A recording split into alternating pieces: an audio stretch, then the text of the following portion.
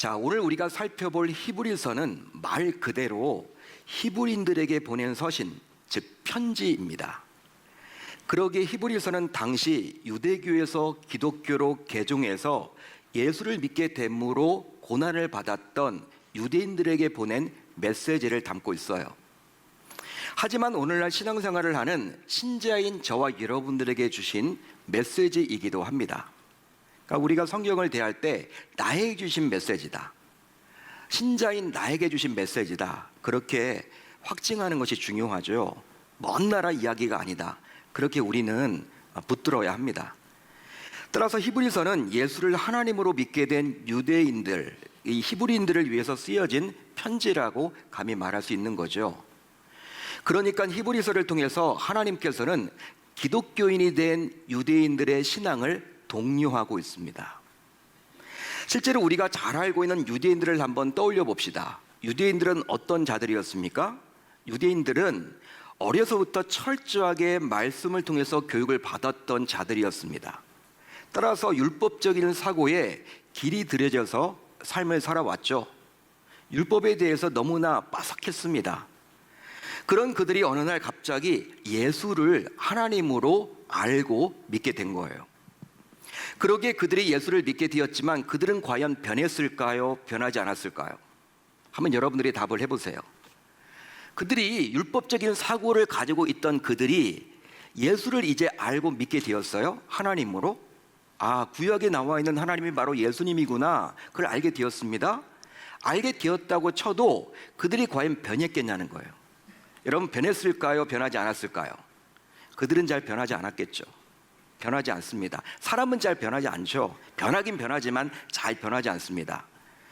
왜냐하면 오랫동안 익숙했던 유대교의 관습에서 벗어나서 온전한 기독교인이 된다는 것은 결단코 쉬운 일이 아니었기 때문이죠.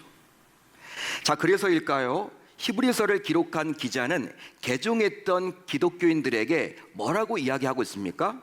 오늘 살펴볼 말씀인 2장을 시작하면서 그러므로 라고 시작을 합니다. 한번 따라하겠습니다. 그러므로. 2장 1절은요 그러므로로 시작을 하고 있어요. 자, 그렇게 함으로 1장에서 언급한 내용에 관한 결론을 끌어내고 있죠. 실제 이 그러므로라는 말은 1장에서 말한 모든 내용을 짧은 몇 구절로 함축해서 핵심을 전하겠다라는 의도에서 쓰여진 거예요. 그리함으로 너희들은 이것을 꼭 지켰으면 좋겠다. 1장의 내용이 바로 이것인데 너희들 이것만큼은 꼭 붙잡았으면 좋겠다, 이렇게 말해주고 있는 것입니다. 그러므로. 자, 그렇다면 히브리서 기자가 2장에서 이제 강조하려고 했던 핵심은 과연 뭘까요? 어디에 나와 있습니까? 바로 2장 1절에 나와 있죠. 바로 다음의 내용이에요. 우리가 흘러 떠내려가지 않도록 함이 마땅하니라. 이 내용을 지금 히브리서 기자가 말하고 싶은 것입니다.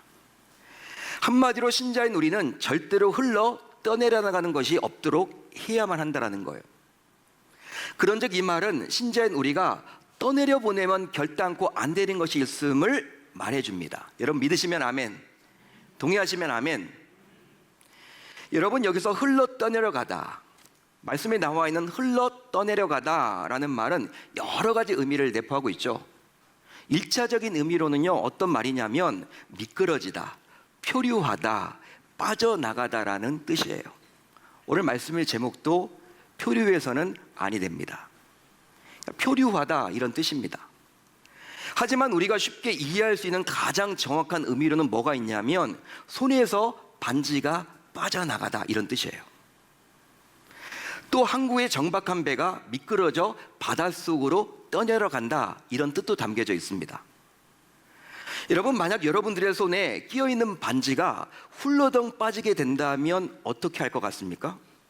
여러분들이 지금 반지를 끼고 있는데 이 반지가 훌러덩 빠져버릴 것 같아요. 어떻게 할 것 같아요? 그냥 놔둡니까? 놔두는 사람은요 아무도 없어요.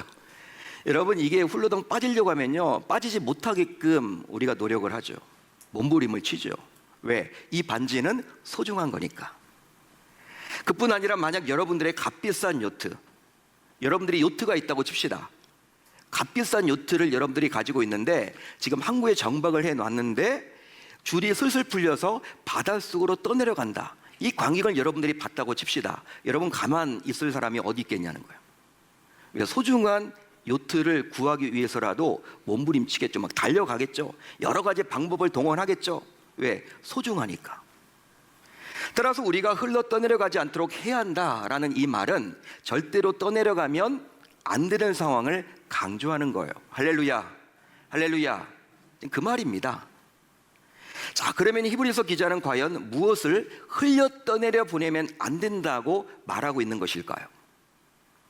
앞에서 잠시 말씀드린 반지와 배, 이런 표현을 담고 있는 것으로 보아서 몹시 중요한 것을 암시하는 것 같은데 그것은 과연 뭘까요? 혹시 여러분들은 흘려 떠내려 보내면 안 되는 것을 떠내려 보낸 적이 있으신가요? 그때 기분은 과연 어떠셨습니까? 그뿐 아니라 또 떠내려 갔던 것을 다시 찾으셨기도 했습니까? 여러분 오늘 말씀 1절을 보세요. 여러분들이 가지고 있는 성경 1절을 보십시오. 1절을 보시면 히브리서 기자는 우리에게 흘려 떠내려 보내지 말라고 했는데 그렇다면 우리는 과연 누구를 말하고 있는 것일까요? 지금 1절에서 히브리서 기자는요, 우리에게 흘러 떠내려 보내지 말아라 라고 말을 하고 있는데 여기에 나와 있는 우리는 과연 누구를 말하는 것이냐? 우리는 바로 유대교에서 기독교로 개종한 기독교인들을 포함하여 예수 그리스도 안에 있는 모든 성도를 의미합니다. 따라서 이 말씀을 듣고 있는 저와 여러분들도 모두 여기에 포함되는 거죠. 자, 그러면 이제 신자인 우리에게 흘려 떠내려 보내지 말라고 한 것은 과연 무엇일까요? 뭘까요, 여러분? 이 질문에 답을 하려면 우선 우리가 들은 것이 과연 무엇인지를 먼저 알아야만 합니다. 왜냐하면 1절을 자세히 보시면 알 수 있지만 신자인 우리는 들은 것에 유념해서 흘러 떠내려가지 않아야 한다라고 말을 해주고 있기 때문이에요. 즉 우리가 지금까지 들었던 것, 지금까지 우리 귀에 들렸던 것이 신자인 우리의 가슴 속에서 그냥 흘러서 빠져나가지 않도록 꽉 붙잡아야만 하는 것이죠. 자, 그러면 오늘 말씀 1절에서 이야기하고 있는 우리가 들은 것은 과연 뭘까요? 여러분, 우리가 들었던 것은 과연 뭘까요? 바로 무엇입니까? 1장의 내용이겠죠. 그것이 무엇입니까? 그것은 바로 예수 그리스도에 대한 바른 복음입니다. 믿으시면 아멘. 믿으시면 아멘. 한마디로 예수 그리스도께서 신자인 우리를 구원하고자 십자가에 달려 물과 피를 모두 쏟으시고 죽었고 사흘 만에 부활하신 것을 말하는 거예요. 이게 복음이죠. 자, 그래서일까요? 오늘 말씀을 통해서 히브리서 기자는 신자인 우리가 이런 바른 복음을 듣고 바른 신앙을 지켜서 올바른 신앙이 무너지고 떠내려가지 않도록 철저하게 지키라고 촉구합니다. 한마디로 우리가 가진 올바른 신앙이 어느 순간 흘러 떠내려가지 않도록, 즉 표류하지 않도록 주의함으로 결국 껍데기만 남는 기독교인이 되어서는 결코 아니 된다라고 말을 해주고 있는 거예요. 쉽게 말하면 신자인 우리 모두 이곳저곳 둥둥 떠돌아다니는 표류하는 신앙이 되지 않도록 힘을 써야 된다라고 이 말을 지금 강조해주고 있습니다. 할렐루야, 할렐루야. 겉으로는 기독교인인데 이 안에는 아무것도 남아있지 않는 이런 신자가 되어서는 아니 된다라고 하나님은 히브리서 기자를 통해서 지금 저와 여러분들에게 촉구합니다. 자, 그렇다면 이제 또 한 가지 생각을 해보겠어요. 뭘 생각을 하면 좋냐면 당시 유대인들은 평생도록 믿어왔던 유대교에서 기독교로 개종까지 했습니다. 이거 쉬운 일이 아니에요, 여러분. 유대교를 믿었던 유대인들은요, 그들도 하나님을 믿었죠. 그렇지만 그들이 믿는 하나님은 지금 저와 믿는 하나님이 다릅니다. 그들은 그냥 구약에 나와 있는 그 하나님을 예수님으로 인정하지 않아요. 예수님을 하나의 선지자 정도로 취급을 합니다. 엘리야 정도로, 엘리사 정도로 취급을 해요. 모세 정도로 취급을 합니다. 그렇지만 우리가 알고 있는 예수님은 하나님이시죠. 그런데 그들이 이제 어떤 이유 때문에 그런지 몰라도 하나님의 전적인 은혜 가운데 유대교를 버리고 기독교로 어렵게 개종까지 했단 말이에요. 보통의 일이 아니죠, 여러분. 결단이 있었기 때문에 가능했던 거죠. 내가 여러분 그렇게 하고 싶다고 한 것이 아니죠. 하나님의 전적인 은혜 가운데 그렇게 된 거 아닙니까? 그런데 예수를 하나님으로 믿게 되었는데 도대체 그 무엇이 이들에게서 바른 복음인 예수 십자가의 죽음과 부활을 버리도록 해서 결과적으로 이들의 신앙이 표류하게 되었을까? 이 질문이에요. 한마디로 이들로 하여금 복음적인 삶을 살지 못하도록 했으며 그 결과 이들에게서 예수를 떠나보내도록 했던 위협은 과연 무엇이었습니까? 무엇 때문에 그들은 표류하는 신자가 되었을까라는 점이에요. 어렵게 예수를 믿었는데 쉬운 일이 아니잖아요. 전적인 하나님의 은혜 가운데 예수를 믿게 되었는데 어떻게 이런 일이 벌어질 수 있었을까? 무엇 때문에 이런 일이 벌어질 수 있었을까? 그것에 대한 고민을 해보자는 것이죠. 실제로 당시 이들이 직면했던 위협은요, 바로 다음과 같은데 우선 로마 정부의 핍박이었습니다. 로마 정부의 핍박이었어요. 로마 정부의 핍박, 더욱이 당대 네로 황제의 그리스도인을 향한 핍박은 당시 상상할 수 없을 정도로 아주 무서웠습니다. 매서웠어요. 아마도 여러분들도 로마의 네로 황제에 대해서 들어보셨을 거예요. 네로 황제, 영화나 여러분 소설책이나 이런 데에서 아주 악명 높은 이름으로 나와 있죠. 부정적인 이름으로 많이 나와 있을 거예요. AD 64년 7월 18일에 로마에 대화재가 일어났답니다. AD 64년 7월 18일에 한 무더운 여름에 7월 18일에 그 결과 6일간 로마의 14개 구역 가운데 10개 구역이 완전히 소실되었어요. 서울로 예를 들면요, 서울이 만약 지금 25개 구 아닙니까? 그런데 14개 구가 있다고 칩시다. 14개 구 가운데 10개 구가 다 타버린 거예요. 여러분 장난이 아니죠. 로마의 대화재입니다. 역사적으로 아주 유명해요. 하루아침에 부모와 형제를 잃어버리고 자식을 잃어버리고 재산을 잃어버린 백성들은요, 이제 통곡하면서 울부짖어요. 그러다가 점차 성난 백성들은 이번 화재가 바로 당대 인기가 없던 네로 황제 때문에 일어나게 되었다며 네로 황제에게 책임의 화살을 돌리기 시작합니다. 실제로 문헌에 따르면 네로는요, 로마시가 활활 타오를 때 그 불을 끄려는 생각을 하지 않은 채 오히려 그 불을 보면서 시를 쓴다라는 이유로 심지어 불을 끄지 못하겠다라는 말이 전해져 와요. 좀 이상하죠, 여러분? 정상적인 왕 같지가 않죠. 결국 네로와 관련된 이런 이야기가 백성들 사이에서 돌게 되자 이제 네로는 아무리 황제였지만 코너에 몰리게 된 거예요. 여러분, 코너에 몰리게 된 겁니다. 원래부터 인기가 없었는데 이제 여러분 지지율이 확 바닥으로 떨어진 거예요. 그러자 네로는 자신에게 몰리는 이런 백성들의 분노를 돌리고자 돌파구를 마련하게 되었고 그 결과 화재의 책임을 평소 눈의 가시와도 같았던 기독교인들에게 뒤집어 씌워서 기독교인들을 핍박하기 시작했습니다. 그 결과 감히 상상할 수 없는 핍박과 박해가 기독교인들에게 쏟아지게 되었어요. 문헌에 따르면요, 어떤 일이 벌어졌냐면 예수 믿는다라는 이유만으로 누나를 빼버렸습니다. 예수 믿는다는 이유만으로 누나를 빼버렸다니까요. 또 예수 믿는다라는 이유만으로 팔다리를 잘라버렸어요. 또 펄펄 끓는 물에 산채로 집어넣었습니다. 장작 위에 올려놓고 산채로 사람을 불태워 죽였어요. 심지어 로마의 원형 경기장 안에 기독교인들을 가득 풀어놓고 굶주린 사자를 비롯한 맹수들을 풀어놓아서 사람들이 보는 들 앞에서 뜯어먹게 했습니다. 예수 믿는다라는 이유만으로. 보통의 핍박이 아니죠, 여러분. 생사의 여러분 갈림길에 처하게 된 거예요. 예수 믿기 때문에. 실제로 기독교인을 향한 당시 핍박이 얼마나 거셌으면 유대교에서 기독교로 개종했던 일부 기독교인들은 나 예수 잘못 믿은 것 같아, 괜히 믿었다, 나 이제 돌아갈래, 이렇게 해서 예수를 부인하고 심지어 배도하는 경우까지 생겼어요. 결국 복음적인 삶을 흘려보내게 되었습니다. 쉽게 말하면 로마 정부의 강한 핍박은 결과적으로 당시 성도들의 신앙을 흔들고 주저앉히게 만들었다는 거예요. 그뿐만이 아닙니다. 당시 기독교인들은요, 또 다른 위협에 직면하게 되었는데 그것은 바로 무엇이냐면 유대교인들의 핍박이었습니다. 유대교인들의 핍박. 당시 유대교에서 기독교로 개종했기에 기존 유대교인들은요, 개종한 기독교인들을 향해서 반감을 가지고 있었죠. 반감을 가질 수밖에 없겠죠. 그런데 로마 정부로부터 기독교인들이 핍박을 당하자 유대교인들은 그런 그리스도인들을 향해서 너희들이 율법을 어기고 너희들이 절기를 지키지 않고 너희들이 제사를 드리지 않아서 너희들이 하나님의 방법대로 섬기지 않았기 때문에 하나님께서 노예에서 너희들에게 이러한 지금 박해가 있는 거야, 이렇게 회유합니다.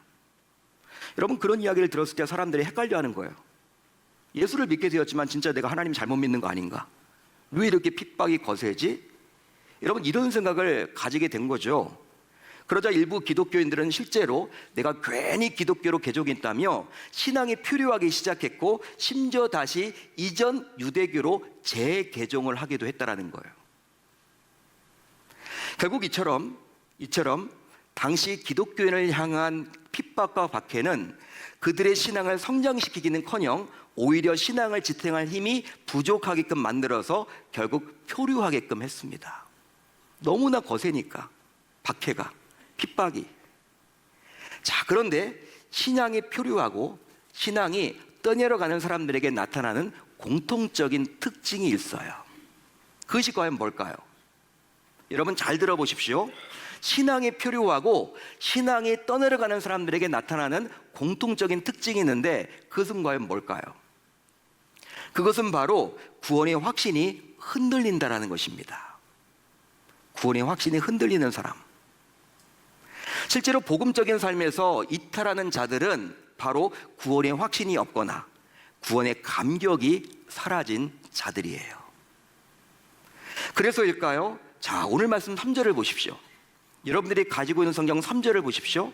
3절을 보시면 히브리서 기자는 당시 핍박을 받던 기독교인들에게 우리에게 임한 구원은 보통의 구원이 아니라 어떤 구원이라고 이야기를 해주고 있습니까? 여러분, 3절을 보세요. 어떤 구원이라고 말해주고 있어요?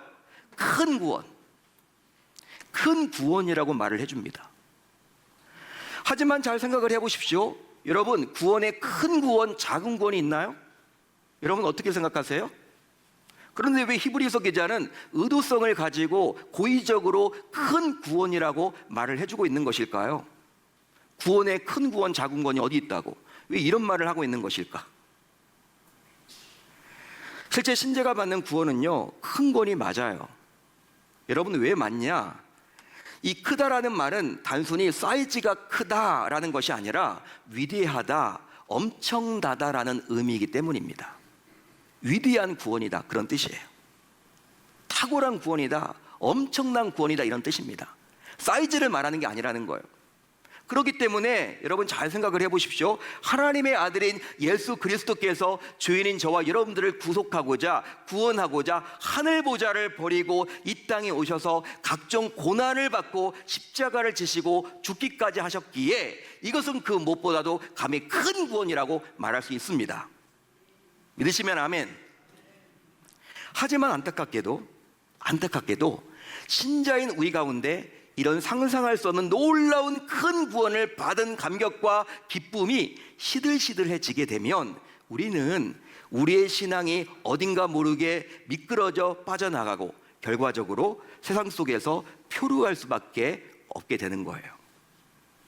너무나 안타까운 일이죠. 실제로 구원의 감격에서 표류하게 되면요, 사단의 표적이 되고 그 결과 신앙은 병들게 됩니다. 따라서 구원받았다라는 기쁨과 감격 속에서 살아가는 것이 이 얼마나 중요한지 모릅니다. 믿으시면 아멘. 여러분, 구원의 감격이 있으신가요? 아, 내가 구원받았다, 내가 예수 그리스도를 믿게 되었구나. 여러분, 이런 감격과 기쁨이 있으신가요? 이것보다 더 중요한 것이 없다라는 거예요. 그러기에 이제 신자인 우리는 예수 그리스도 외에는 구원이 없음을 잘 알고 오직 예수 그리스도를 통하여 우리에게 주신 구원의 기쁨과 감격에서 떠내려가면 아니 될 줄로 믿습니다. 그 이유는 바로 우리가 받은 구원은 예수님에게서 사도들에게로 그리고 다시 우리들에게로 전해오면서 아주 오랫동안 검증된 사실이기 때문이에요. 자, 그러면 이제 흘러떠내려가는 신앙에서 벗어나는 방법이 있습니다. 여러분, 그게 뭘까요? 흘러떠내려가는 신앙에서 벗어나는 방법이 있는데 그것은 과연 뭘까요? 그것은 바로 성령께서 우리에게 주시는 살아있는 신앙 체험입니다. 아멘. 살아있는 신앙 체험, 영적 체험. 실제로 위기와 환난과 어려움과 고난을 만났을 때 우리네 신앙을 끝까지 지킬 수 있도록 하는 것은 과연 뭘까요? 여러분, 어려움 당하면요, 예수님을 오히려 찾아야 되는데 예수님을 떠나는 분들도 있거든요. 여러분, 이런 것들을 막으려면 뭐가 필요할까요? 그것은 바로 성령께서 우리에게 주시는 개인적인 영적 체험입니다. 마찬가지로 우리가 살아가는 이 세상은요, 여러 가지 방식과 방법으로 여전히 신자인 우리의 신앙이 떠내려가도록 교묘하게 유혹하고 있어요. 시험하고 있습니다. 직장 내에서, 사업을 하면서, 또 가정생활에서, 학교 내에서. 그러기에 우리는 살아가면서 오직 하나님의 택함을 받아 구원받았다라는 그 기쁨과 감격을 잊지 않도록 계속해서 신앙훈련에 매진할 수 있어야 할 줄로 믿습니다. 이것을 위해서 이제 우리 모두 다음과 같이 이번 한 주 한번 해보면 좋겠어요. 뭘 해보느냐? 다음과 같이 결단하고 시행해 보였으면 좋겠습니다. 이거 붙들고 우리가 기도하자고요. 그게 바로 무엇이냐? 그것은 바로 이제부터 여러분들이 기도하실 거 아닙니까? 개인적으로 뭐 교회에 나와서 기도를 하건 가정에서 기도를 하건 삶 속에서 기도를 하건 간에 어떤 기도 제목들을 가지고 기도를 할 때 일부러 부족한 저를 구원해 주셔서 감사를 드린다라는 이 구원받았음에 대한 감사 기도를 올리고 난 다음에 다른 것을 구하기로 결단하고 다짐해 보자고요. 즉, 구원해 주심에 감사를 드리는 기도를 먼저 한 이후에 다른 제목을 가지고 기도하면 좋겠습니다. 우리가 떠올려야 하기 때문에 내가 구원받았다는 것을 자꾸 우리는 놓치고 살아갈 때가 많아요. 지극히 당연하게 여길 때가 많아요. 특별히 모태 신자의 가정에서 태어난 자들은요, 내가 예수 믿는다고 생각을 해요. 70억, 80억 인구 가운데 하나님이 나를 불러주신 것인데 그런 생각을 하지 못합니다. 그렇기 때문에 이번 한 주 우리가 그것을 놓치지 않기 위해서 기도 제목들을 가지고 기도하기 전에, 뭘 달라고 기도하기 전에, 아, 하나님께서 나를 구원해 주셨군요. 저같이 보잘것없는 자를 어떻게 구원하실 수가 있습니까? 라고 감사 기도를 올리고 난 다음에 그 기도를 하자는 거예요. 그렇게 함으로 말미암아 우리가 항상 구원받았음을 인지하고 살아가자는 것이죠. 할렐루야, 할렐루야. 여러분, 내 신앙이 흘러떠내려가면 나만 문제가 생기는 것이 아니에요. 바로 나와 관계된 모두가 위험에 처하게 됩니다. 즉, 부모라면 표류하는 부모인 나의 신앙을 보고 자녀들이 무엇을 보고 자라겠습니까? 부모님이 신앙이 흔들리는데 흔들리는 그 부모의 신앙을 보고 그 자녀들이 여러분 복을 받도록 우리가 뭘 여러분 축복을 할 수 있겠냐는 거예요. 자녀들이 뭘 보겠습니까? 나 문제가 아닙니다, 여러분. 나 혼자의 문화의 문제가 아니라는 거예요. 또 직분자라면 표류하는 직분자의 나의 신앙을 보고 교우들이 과연 뭘 보고 배우겠냐는 것이죠. 저에게도 주신 메시지, 담임 목사인데 내 신앙이 흔들려 버린다면 우리 성도님들이 나를 보고 뭘 배우겠냐는 거, 저에게 주신 메시지입니다. 아마 여러분들에게도 동일하게 주신 메시지라고 저는 확신을 해요. 그뿐 아니라 불신 배우자를 두었다면 표류하는 나의 신앙을 보고 불신 배우자는 과연 어떻게 반응할까요? 따라서 지금 즉시 내 신앙이 살아야 내 주변이 산다는 사실을 기억하면서 이제부터라도 나의 신앙이 떠내려가지 않도록, 표류하지 않도록 수시로 나의 신앙을 점검할 수 있어야 할 줄 우리 주님의 이름으로 축원합니다.